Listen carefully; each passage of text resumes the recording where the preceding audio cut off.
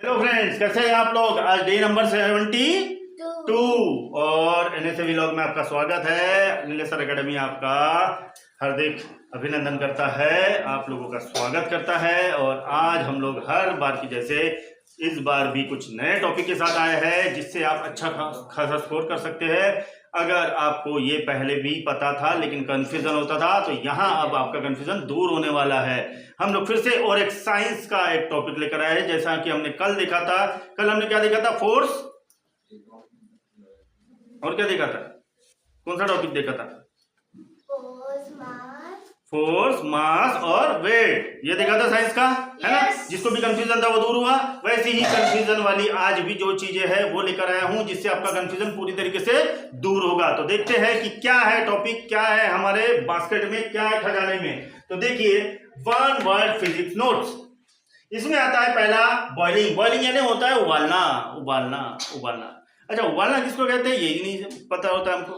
उबालना यानी क्या होता है? The change of state from liquid to vapour. जब भी कोई लिक्विड वेपराइज होता है, भाप बनता है, तो उसे हम लोग क्या कहते हैं? बॉइलिंग। सिर्फ उबलना ही नहीं होता है बॉइलिंग यानी। बॉइलिंग यानी वो चीज जब लिक्विड को वो भाप में कन्वर्ट कर रहा है तो उसे हम लोग क्या कहेंगे? बॉइलिंग। ठीक है। उसके बाद में आते हैं हम लोग इवेपोरेशन। इवेपोरेशन यानी क्या? Slow change of liquid to vapour. इसका भी काम वही है। वो क्या करता है? लिक्विड से भाप बनता है, लेकिन बड़े ही धीरे धीरे धीरे धीरे तरीके से। अब इसके एग्जांपल्स भी दूंगा मैं आखिरी में, और आप लोगों को बताना कि वो एग्जांपल किस चीज का है, तभी तो मजा है ना। चल, तीसरा कंडेंशन। कंडेंशन, कंडेंशन यानी change of vapour into liquid. भाप को पानी में बदलना। भाप को पानी में बदलना। देखो हमने क्या किया, अभी पानी को भाप में बदला। बॉइलिंग से देखा हमने इवेपोरेशन से देखा, तो हमने क्या देखा कि पानी से क्या बन रही है? भाप।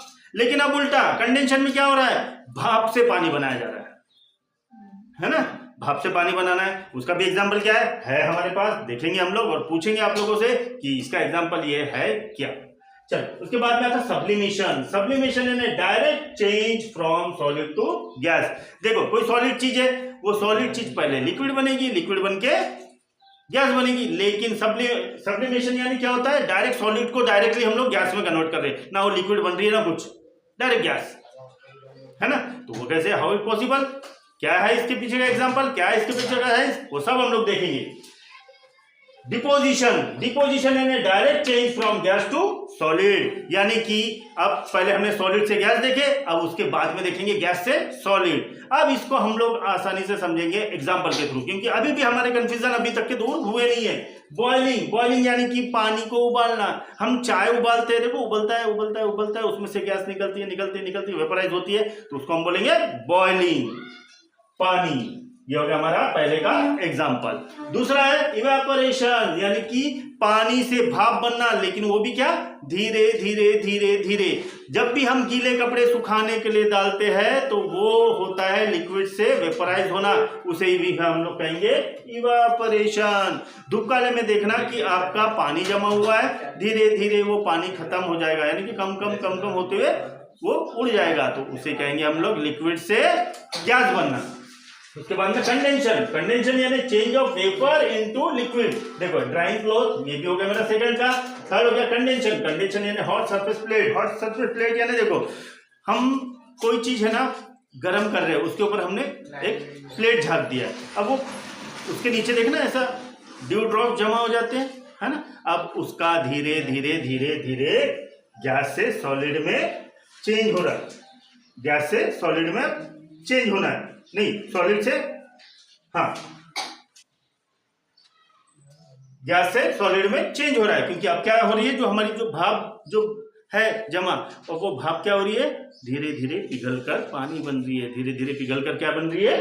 पानी बन रही है। तो उसी हम लोग क्या कहेंगे? कंडेंशन, यानी वेपर से लिक्विड बनना, वेपर से लिक्विड बनना। जो हमारा वेपर जो चिपके हुए थे प्लेट में, अब वो धीरे धीरे क्या हो रहे हैं? पानी बनकर टिप टिप बरस रहे हैं। अब उसके बाद में आते हैं हम लोग direct change from solid to gas. अब देखना बर्फ, देखना बर्फ में से धुआं उठते रहता है, अब वो क्या गर्म होता है? नहीं, लेकिन गर्म नहीं होता तब भी उसमें से धुआं उड़ रहा है, यानी कि क्या हो रहा है, वो सॉलिड स्टेट से गैसीय स्टेट पे जा रहा है, तो उसे हम लोग क्या कहेंगे, सब्लिमेशन। क्या कहेंगे हम लोग उसे, सब्लिमेशन। जो भी ठंडी चीज है उसमें से धुआं उठते हुए दिख रहा है आपको, तो समझ जाना कि वो सब्लिमेशन हो रहा है। उसके बाद में डिपोजिशन। डिपोजिशन देखो, आइस का मैंने एग्जांपल दिया, ये सब्लिमेशन का। अभी स्नो। डिपोजिशन यानी क्या होता है, डिपोजिशन यानी गैस से सॉलिड। अब कुछ गैस है जो सॉलिड में कन्वर्ट हो रही है, क्या हो रहा है, ऊपर से गैस आ रही है और नीचे ठंडा इतना है कि वो बर्फ एकदम कपास से ऐसी बर्फ में बदल गई और वो धीरे धीरे धीरे धीरे नीचे आ रही है। क्या हुआ, पानी बरसा, पानी ने गैस में कन्वर्ट किया, गैस से फिर वो ऐसे एटमॉस्फेयर में आया जहां बहुत ज्यादा ठंडा है, तो क्या होगा, वो गैस क्या होगी, ठंडी होगी, बहुत जल्दी जल्दी ठंडी होने की कोशिश करेगी, तो क्या बनेगा, स्नो।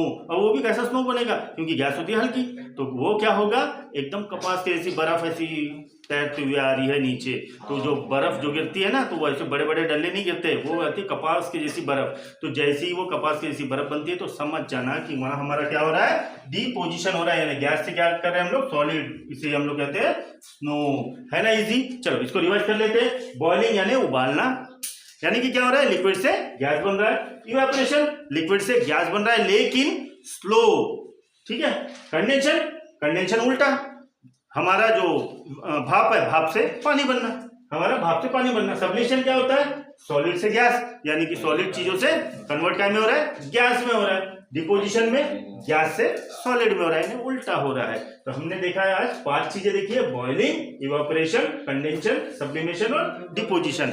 बड़े ही काम के पॉइंट्स है, आपके ईवीएस और साइंस में बहुत काम में आएंगे। सिर्फ इनका आप लोग मीनिंग देख लीजिए ताकि आप लोगों का कंफ्यूजन दूर हो सके, और इसके एग्जाम्पल के साथ इसे टैली कर लीजिए तो आपको आसानी से समझ में आ जाएगा। और कुछ बेवकूफ लोग वहां अभी भी बात कर रहे हैं और वो उनको मैं महाबेवकूफ समझता हूं। तब तक के लिए स्टे ट्यून्ड एंड जय हिंद।